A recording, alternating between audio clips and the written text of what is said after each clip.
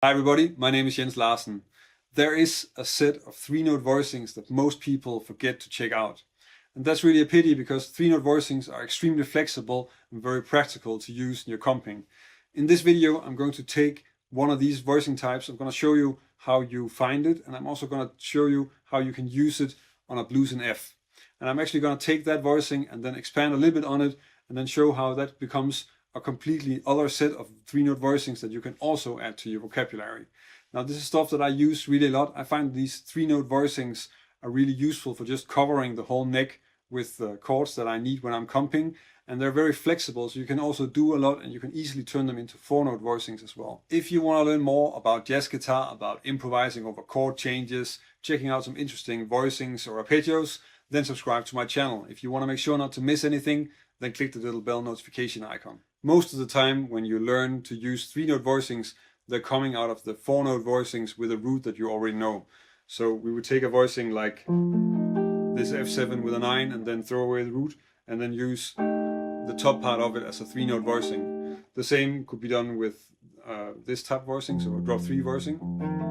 And then we're left with this. The problem is that we don't really have anything in between these two. So we have that one and we have the one here, but we don't really have something in between. We can of course do a little bit by changing the top note, but we kind of need something in between. And one way of thinking about this is that an F7 is of course F, A, C and E flat. And if we just throw away the F, then we can actually play the rest because that's an A diminished triad and you can play that like this. So this voicing is a great voicing for an F7 and we can use that as well. Now if I take this voicing and then voice lead that through an F blues, then I get these voicings.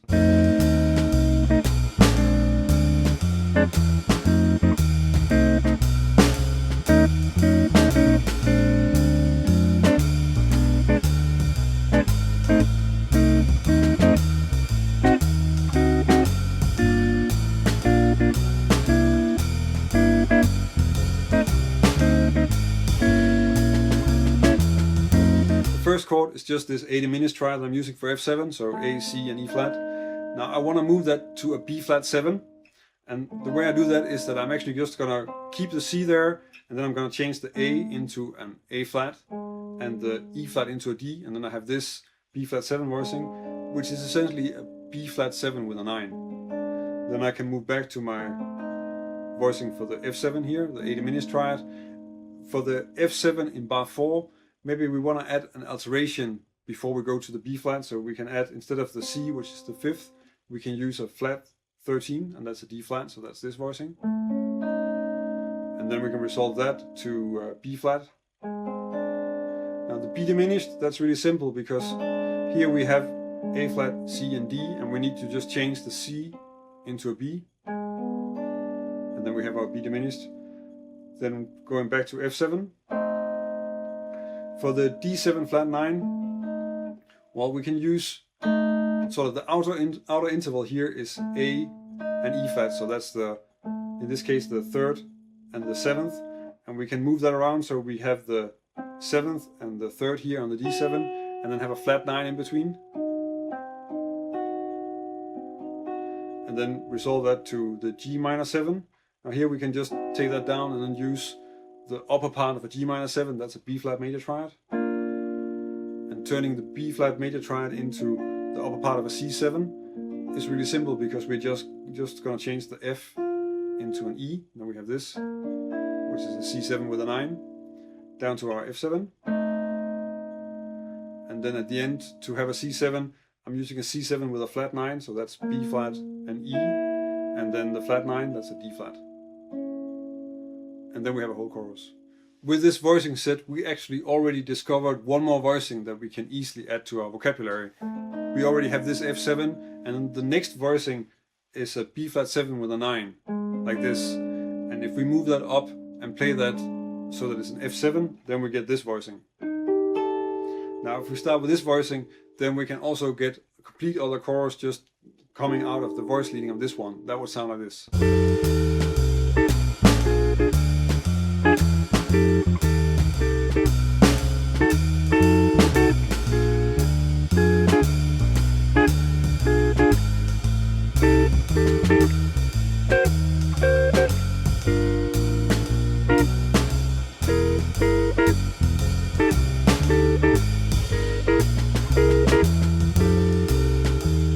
first voicing that I'm using here for the F7, you could essentially look at as being an E flat major triad with a flat 5. And the way that I voice lead that to the B flat 7, then we just have this D diminished triad for the B flat 7, then back to our F7 here.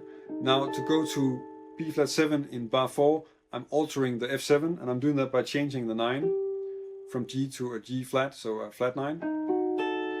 And then I can just shift that down to my D diminished triad on the B flat 7. And actually on the B diminished I can just keep the same voicing, because this is a B diminished without a B. And then back to the F7. Now the F7 moves up to a D7, and I'm doing that in the same way that I did that in the first chorus. So I'm just shifting this thing up from A to C here, and then playing the same voicing. And here I then have a D7 with a flat 13, because I have the F sharp and the C and then the B flat here. When I'm resolving this, I'm resolving it down to a G minor 7 here, which is just a B flat major triad. There's another way of doing that, but I'll get to that in a bit. And then to go to C7, I'm using this type of voicing, which is a C7 with a flat 13. And then that moves down really neatly to an F7 with a 9. And then I can use just the same C7 flat 13 at the end of the chorus. In the second example, I'm resolving down to a G minor, where I'm using this B flat major triad. And actually another way of doing that that's a little bit more smooth is to do this stepwise, and then you would have this G minor 7 voicing, which is a little bit of a stretch. Well, then we have the F and the B flat here, and then the root in the middle. And the reason why I want to talk about this one is because when I take this to the C7 flat 13, then that really nicely moves like this. So we kind of have this counter movement in the low part of the voicing. And that's really worthwhile checking out, but it is a little bit of a stretch, so you have to get used to it. If you want to start working on these voicings, then probably first just check out the examples that I went over here, so the 2 choruses of blues, so that you get an idea about how the chords move from one to the next. And that means that you just have a good grasp of how you go from this F7 or this F7 down to a B flat 7, and so on and so forth.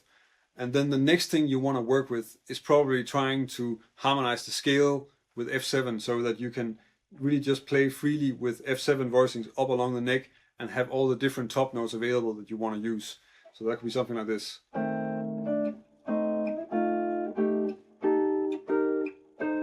So in this way I'm only using 4 different voicings as sort of the base for creating a complete harmonized scale, only using F7 voicings.